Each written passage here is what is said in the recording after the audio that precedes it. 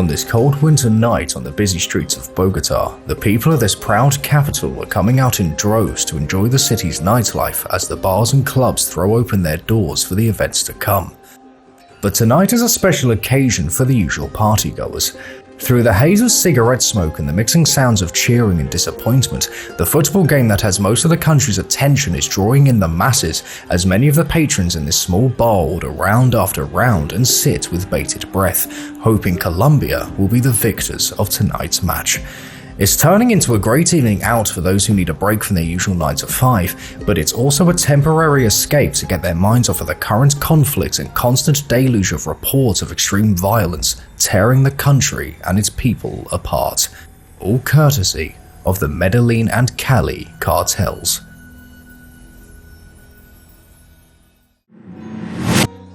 There are a few overindulgers tonight, attempting to drink their body weight in spirits and lager. Their raucous cheers, laughter and criticisms of the players, claiming they themselves would be better on the pitch, are the loudest in the room, and it's safe to say they're certainly going to be feeling the hangover in the morning. But that is a problem for tomorrow. As of right now, there is nowhere else in the world they'd rather be, but sadly, their festivities are quickly halted as their joy turns to frustration. During a vital part of the match, the broadcast is interrupted by a report of a madman on the streets, but the rest of the report is drowned out as people voice their annoyance and no one pays attention, as they believe it's just the same old story. The police will attempt to arrest the suspect, his fate and crimes will be made public, and everything will return to normal. All they want is for the match to continue. But this isn't the same old story. It's not a clash between law enforcement and the sicarios, or an arrest of a high-ranking official, as they will learn in just a few short hours.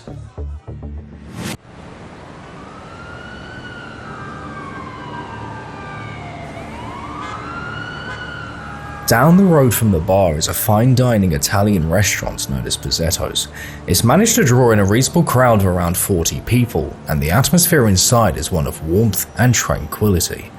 There is a mixed bag of diners tonight, from families coming out for luxurious meals, couples celebrating their anniversaries, and businessmen trying to shake hands on important deals over fine wine. The sound of clinking glasses and soft chatter make for a relaxed setting for this building nestled in the beating heart of the city, but that is soon to change.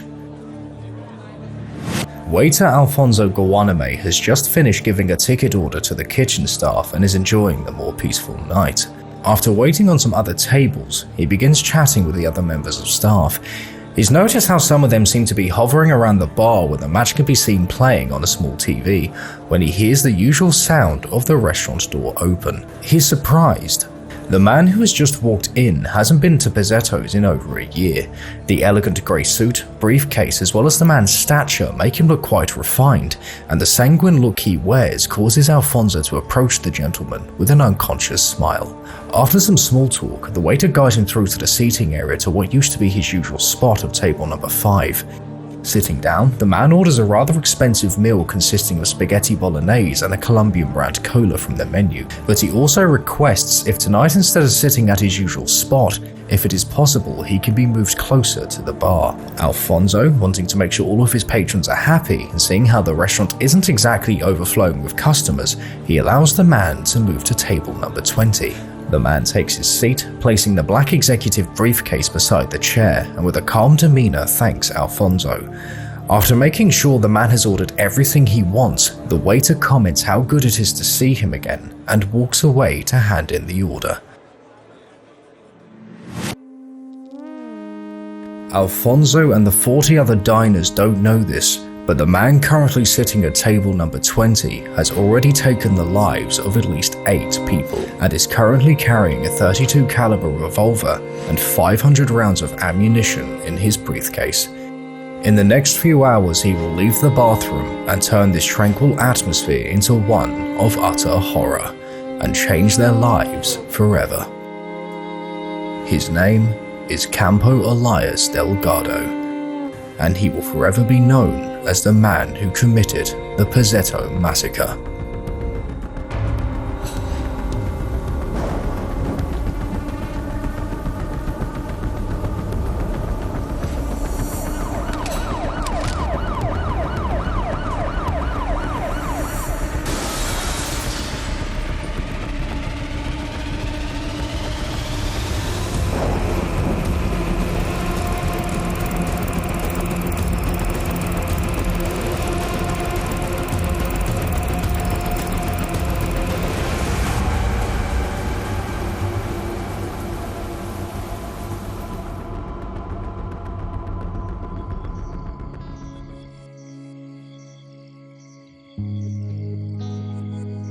In this rural village of Colombia, it's the simple life for Rita Delgado and her husband.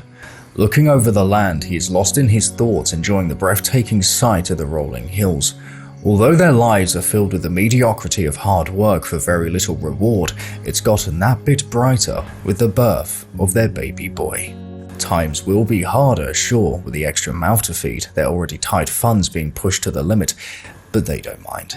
The opportunity to be a family is too good to pass up for this young couple. Over the next few years, their son, Campo, is always finding ways to sneak out of the house and release his adventurous spirit by running through the busy fields, getting into mischief with the local farmers. They don't mind the young boy's tenacious spirit. If anything, it's a welcome surprise from the backbreaking work. He's a happy child, no doubt, finding it very easy to make friends, but with such a small village, it's kind of hard not to.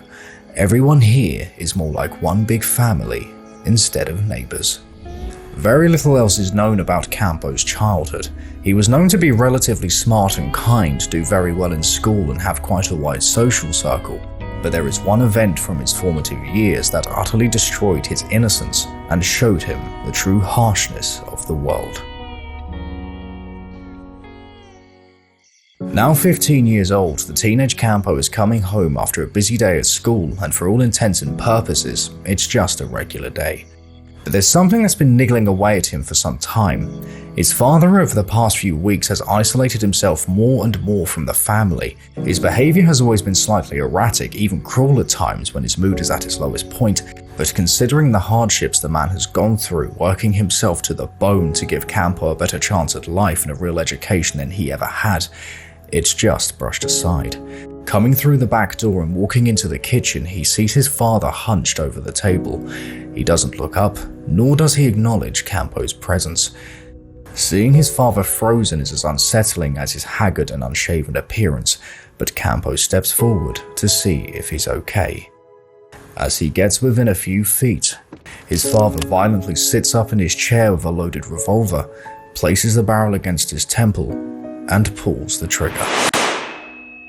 The inertia of the movement and discharge of the firearm coats the kitchen walls, but also his now traumatized son with his blood. Campo just stands there, frozen. This event utterly breaks his heart, and the obviously traumatic episode haunts him for the rest of his life. For reasons still unclear, he blames his mother for what happened, and whatever loving relationship they had is now replaced with resentment, as Campo now seems to drift through his teenage years until he tries to find himself in a very unlikely place.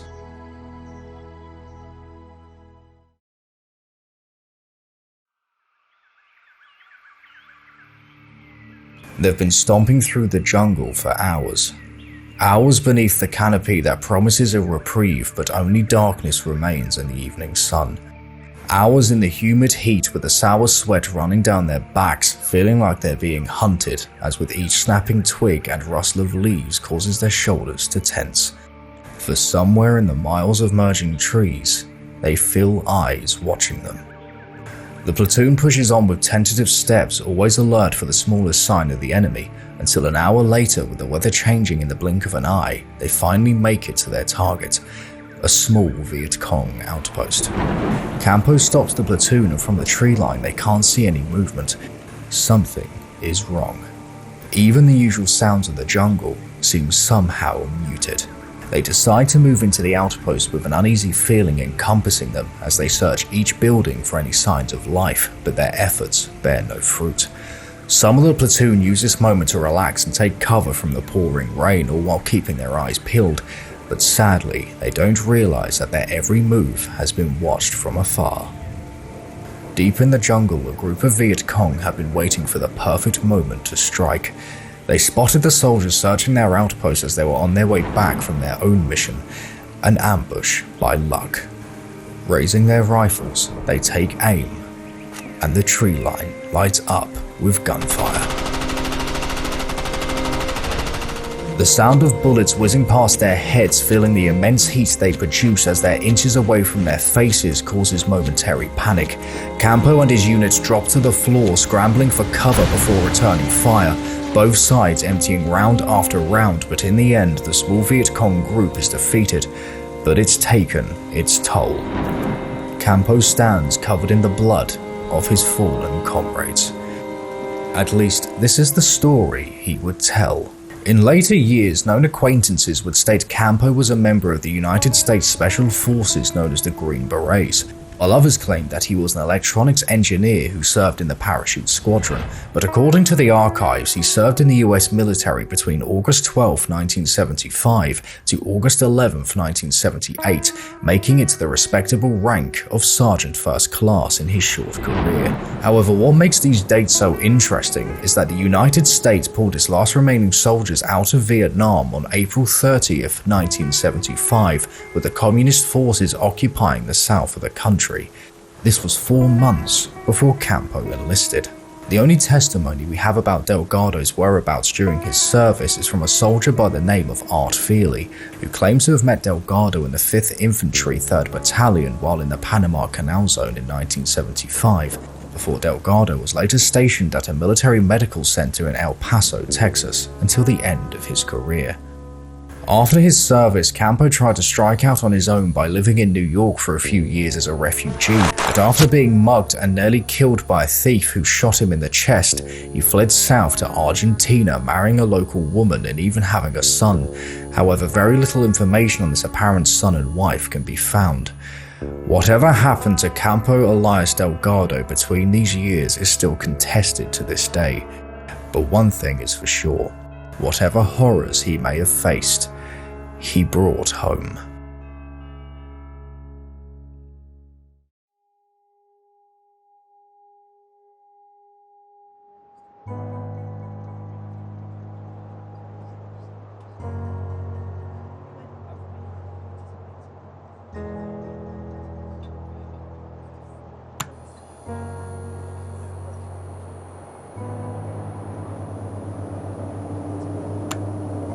Now on the long bus ride home with very little to his name, Campo stares out the window watching the life he dreamed for himself slip between his fingers.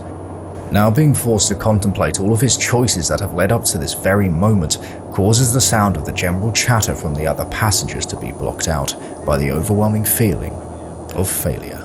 He realizes he has to come to terms with moving into his mother's apartment, much to her chagrin. He isn't returning home out of longing for the old country, but out of fear. That is the simple truth of it. A truth that he can't seem to swallow, as it's yet another failure in his eyes. A failure he somehow blames on his mother. It doesn't take very long for the new tenant to get a reputation in the building as Rita Delgado's neighbors hear Campo shouting at the elderly woman for the most mundane things, and life in the apartment slowly begins to deteriorate.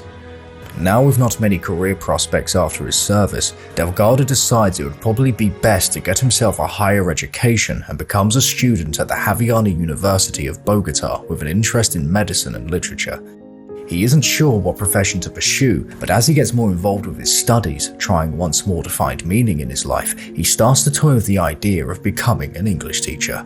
It's during one of his many classes he strikes up a conversation with fellow student and future Colombian writer Mario Mendoza. The two men spark a small friendship over their fascination for unusual subjects such as medieval occultism, and enjoy each other's company, having many late nights discussing the works of famous authors such as Mary Shelley and Robert Louis Stevenson, all while smoking cigarettes into the early hours and enjoying some fine whiskey. Well, at least a whiskey for Mendoza. Mario finds it funny how Campo has a sweet tooth for cola and would much rather have a soft drink over something like a single malt. For the next few years, very little changes happen in the life of Delgado, but there is one interest that is Campo's alone. After finally leaving university, he attempts to strike out on his own as a private English teacher, but the only student he manages to teach is a young girl by the name of Claudia Rincon. But there is a major sore spot to this arrangement. You see, Claudia's mother, Nora, is actually a very close friend with Campo's mother. Although it could be easily seen that Rita was just trying to help her son finally find his footing and get some joy back into his life by supporting him on his new career, the fact that Campo is now in his 50s and is still being helped by his elderly mother emasculates him and whatever money he earns he now uses to sit around a cramped table with a harsh light burning above and gambles it away. But rather quickly he starts to owe money to many nefarious players he comes into contact with. Combine that with the debts he has to pay for his education, and it's very clear that the pressure starts to pile.